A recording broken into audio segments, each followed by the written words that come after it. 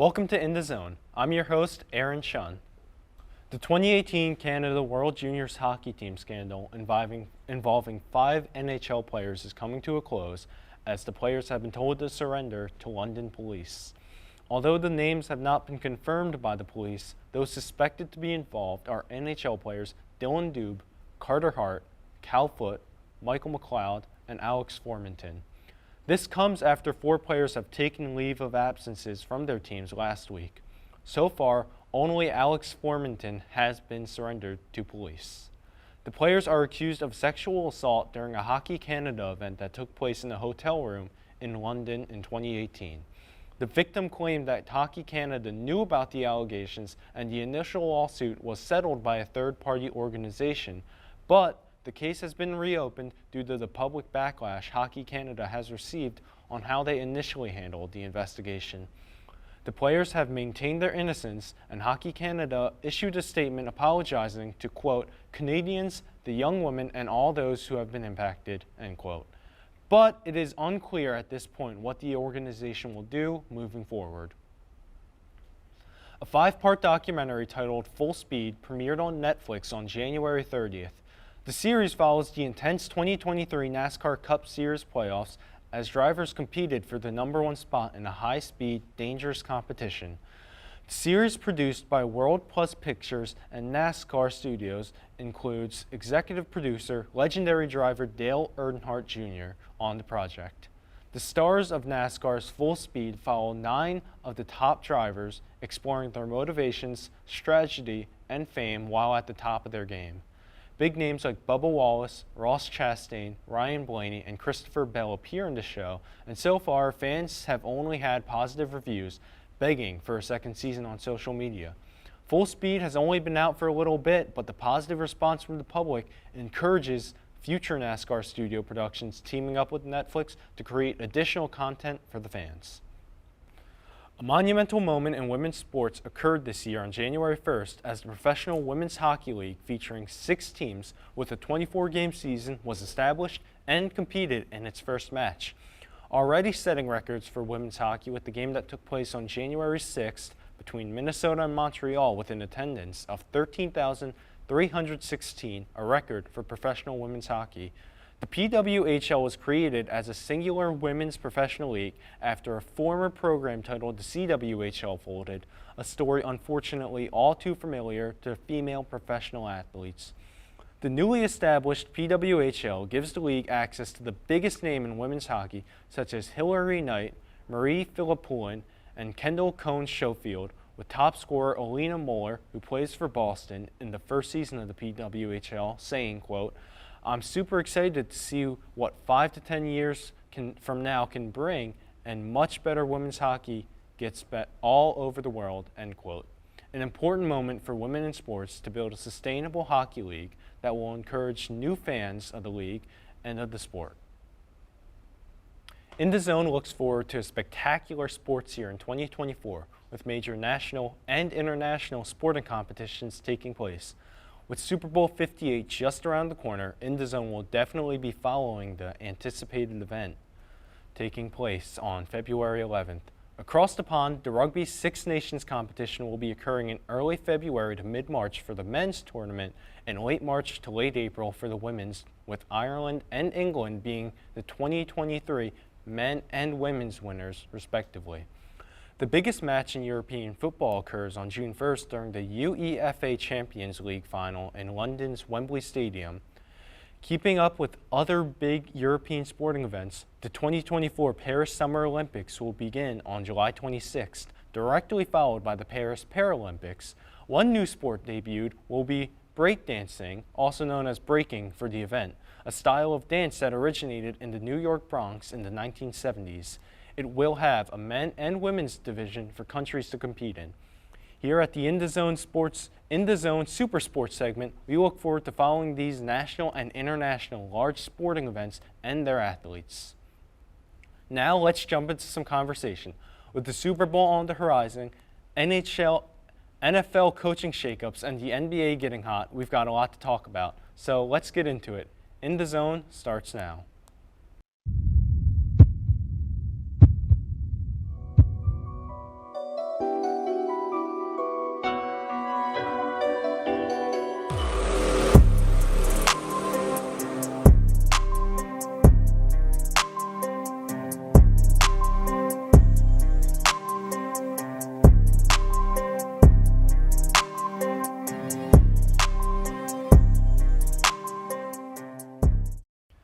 I am now joined by Dylan Shields and Bill Cullen to discuss the NFL Conference Championship results. Over in the NFC, the Niners and Lions faced off in a thrilling championship game, which resulted in a major comeback by San Francisco as they bounced back from a 17-point deficit. What really defined this game, however, are the questionable decisions made by Lions head coach Dan Campbell, who chose the aggressive approach over guaranteed points. Bill, what's your take on this game? Did the Lions have a real opportunity to win? Well, of course they had an opportunity to win. They were up 17 points at halftime. Yeah. To me, I think we can all look at it. Hindsight is 20/20. When the Niners went down the field to start the second half to score a field goal to make it, I believe, 24-10. They should have kicked the field goal to match up with them to go 27-10. I think anybody can see that and agree with that. Yeah. But here's the thing about Dan Campbell. He is all about being aggressive. I have watched him against the Chargers on 4th and 8 run the ball and get it. There's been times where that's paid off. There's been times like against the Ravens where they went for it on 4th down at midfield every possession and they got blown out. Like that has just been their nature. It got them to the NFC Championship game. They haven't been to they haven't won a playoff game in 30 plus years. So you got to buy into what you are. And at the end of the day, that mentality caught up to him. I do think we have to give a shout out to Brock Purdy for that game, though. Because at the end of the day, even if you think he's not that good, I don't think he's worldly. I don't think he's one of the top quarterbacks in the NFL. But at the end of the day, we asked him, could he be in a situation where he's playing bad and he has to come from behind and win? And not only did he do that in the NFC Championship game, he's done it in both playoff games. And he's played well in the second half of both of those games.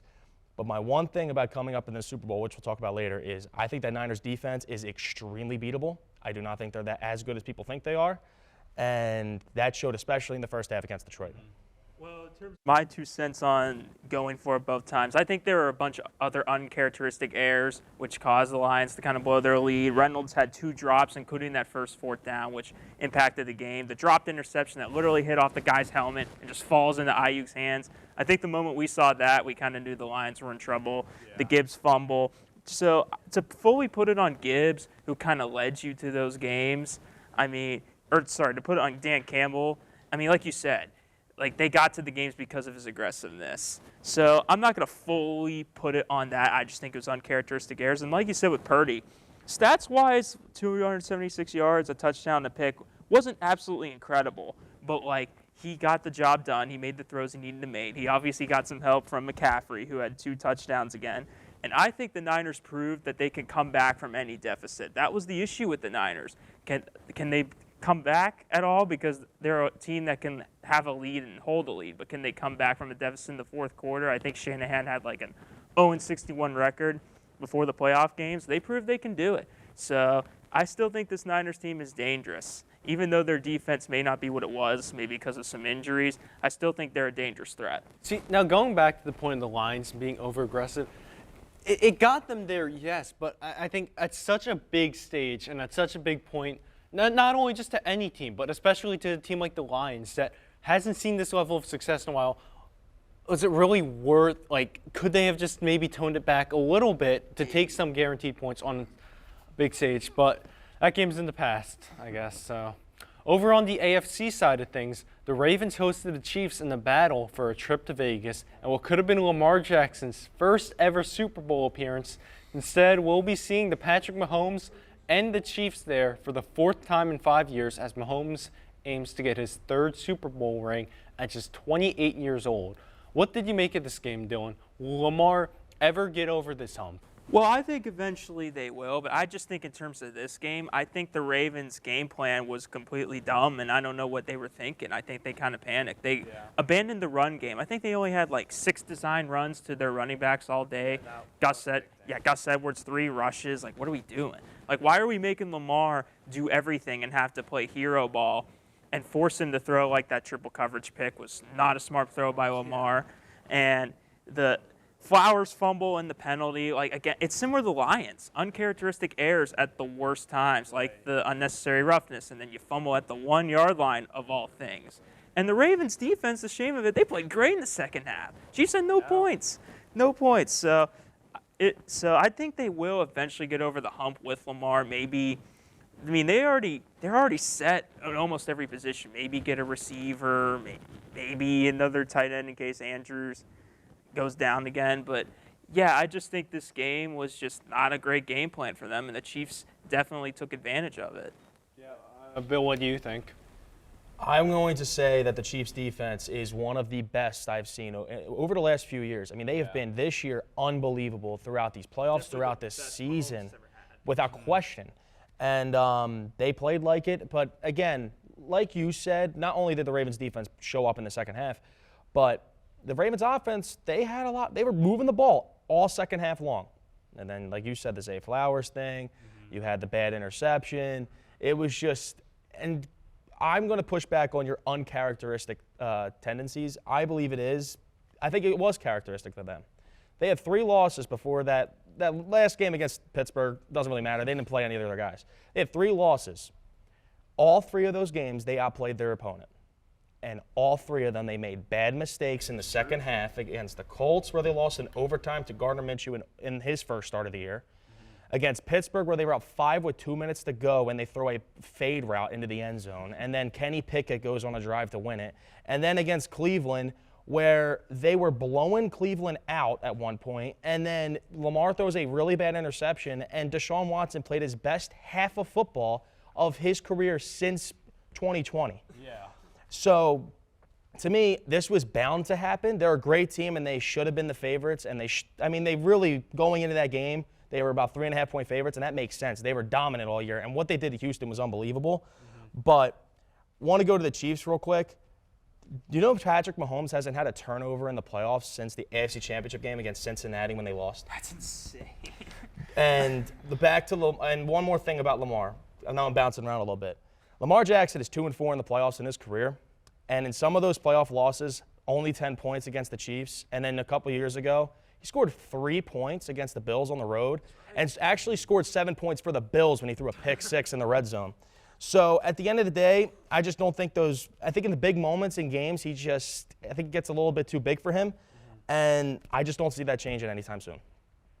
Well, with the Super Bowl matchup set, this game could go either way. Between the Niners and the Chiefs, who do you think will take the Lombardi Trophy home? Dylan, we'll start with you. Well, I think it's definitely a pretty even matchup. I think people are even questioning, including myself, why the Niners are favored, considering the Chiefs. Like, how can you bet against Mahomes and Kelsey and Andy Reid? As long as as long as all 4 of them exist, you can't bet against them. But like I said, I still think the Niners are a threat. I think the fact that their ability to come back from deficits shows that they're resilient and that they can do it. And I know it's a bit of a wild card pick here, but I'm going to go with the Niners. I think McCaffrey is set to have a good game. I think both running backs are going to do well. They both are mediocre, the Niners and Chiefs, in run defenses. Expect him and Pacheco to have big days. And, yeah, I just think Purdy, yes, he makes mistakes, but I think what's going to bite the Chiefs at the end, even though they've been stepping up recently, is the lack of weapons. The lack of, besides Pacheco, Kelsey, and maybe Rashee Rice, they don't have a lot else.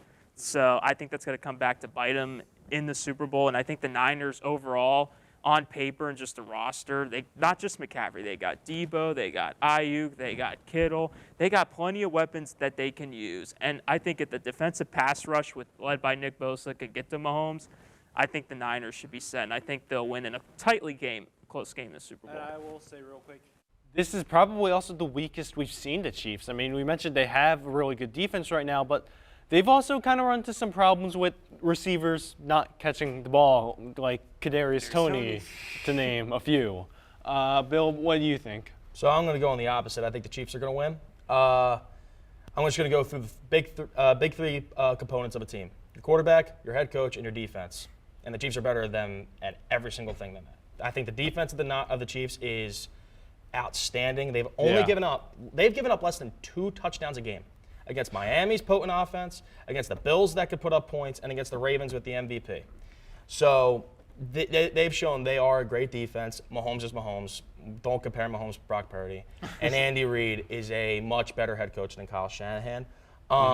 Like you said, I believe Pacheco's going to have a great game. I think he'll probably reach over 100 yards like these last few very good running backs have. The Lions put up 150 rushing in the first half against that defense. But what I want to get to, and you said the lack of weapons the Chiefs have. My opinion is they still have the best tight end in football. They have in my opinion, a top 2 or 3 offensive line. They have their receiver, Rashee Rice, has been unbelievable throughout these playoffs. And to me, it really doesn't matter who Mahomes is throwing the ball to. Last year's number 1 receiver was Juju Smith-Schuster, and he hasn't done anything this year. So I think either way, it's still the Chiefs' game. I think it's going to be more of a defensive game, more defensive-led. It's going to be, and I think in the first half, you're going to see a lot of them long 6, 7, 8-minute drives from both teams. They're going to run the ball a lot. And for me, for the Niners to win, not only is Christian McCaffrey going to have to play the game of his life, I think Brock Purdy, if you turn the ball over one time, you're going to lose the game. If you make 2 mistakes in that game overall in the entire game, you can play perfect football. You make 2 mistakes, you're going to lose to the Chiefs. It's what they do. They become the new age Patriots, and that's how it's going to be from here on out for the next 15 years. It's a night. I'm going to be honest. This is the one Super Bowl no one wanted. I mean, our very own Nate Reichel, he's a big Chiefs fan. He might make history by being the only person to want to watch this Super Bowl. Anyways, while the NBA has had its share of exciting moments since the start of the season, nothing quite matches the recent performances of certain players around the league. In 1 week, the NBA saw Luka Doncic, Joel Embiid, Karl Anthony Towns, and Devin Booker all score 62 or more points in one game. That's something that would have taken years to accomplish in the 90s and 20s, but took less than 7 days this year. Dylan, what's going on? Do you think this is the new normal, or do you see this as a fluke? New normal is like a weird way to put it because it's not going to happen like every week. Right. But I definitely think it's going to happen more often than not because of a few reasons. Like defenses are a little bit weaker now. It's not as physical of a game as it was in the 90s and 2000s. And I think that leads to guys like Luka and Embiid and others scored 60 points. I also think, too, like these centers and power forwards, they're kind of dual threats. They're no longer just like in the paint. They're shooting threes. We really didn't see that in the 90s and 2000s, and I think that's leading to a bunch of big games from these bigger players. And I also think too the players constantly like sitting out games and stuff, like more rest. I think that's kind of making it easier for the superstars when they play and come back off of rest to have these big time games. I think that's like 3 key components. So I don't think we're going to see it like next week we're going to all of a sudden see it. I just think it's going to be the new norm in terms of average per season that we see these type of games. Yeah, it'll be more common, I guess. What do you have to add? Well, I agree with that. It's going to be more. It is going to be like the new normal, I guess you could say with that. It is going to happen more often than it used to back in the 90s. For my opinion, 2 reasons. One is today players are just more. They have more skill. Like you said, you got big men like Joel Embiid sitting at the 3-point line and drilling them. And the other part of it is, if anybody watched, in specific, the Luka dropping 73. He was just walking to the basket, and they just didn't defend him. I mean, they were like not even checking him at all. They weren't doing anything. And now, is that going to happen in the playoffs? No. The defense definitely gets amped up in the playoffs. Right. It's a lot more physical. But I think a lot of the reason too why defense has gone down is I think the league minimum of games to make awards and money. I think that plays a part of it. Yeah. Is you're not seeing as many guys play on both sides of the court at a high level anymore. And I mean, that started a few years ago with load management, but now especially with the new league minimum and players want to make their money, you're going to start seeing players kind of take a step back during the regular season. Speaking of the NBA, the All-Star game is just a couple weeks away. LeBron James will lead the West All-Star team, and Giannis Antetokounmpo is the captain for the East. The starters have already been announced, with the reserves to be announced soon. Dylan, what surprises you about what we know now about all the All-Star teams, and what are you looking for coming up? I think the big controversy that I heard from this All-Star game is Damian Lillard in his first start.